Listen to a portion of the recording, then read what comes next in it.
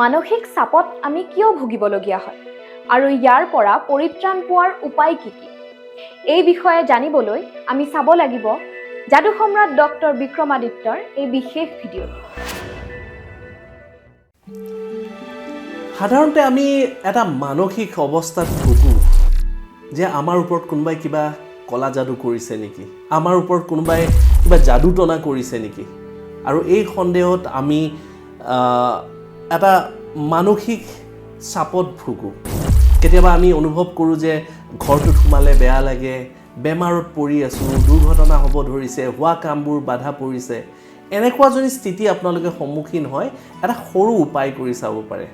গা ধোৱা পানীত অলপমান তিল মিহলি কৰি গা ধুব আৰু লাহে লাহে এইবোৰ অসুবিধা আপোনালোকৰ পৰা আঁতৰা আৰম্ভ হ'ব।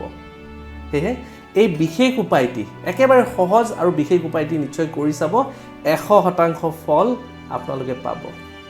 ধন্যবাদ। আপুনি যদি জীৱনত কিছুমান সমস্যাৰে যুঁজি আছে আৰু সেই সমস্যাৰ সঠিক সমাধান বিচাৰি পোৱা নাই, তেনেহ'লে ইয়াৰ সঠিক সমাধানৰ বাবে আজিয়ে যোগাযোগ কৰক বিক্ৰমাদিত্য এষ্ট্ৰ এণ্ড স্পিৰিচুৱেল চেণ্টাৰত। যোগাযোগৰ নম্বৰ 8822332200।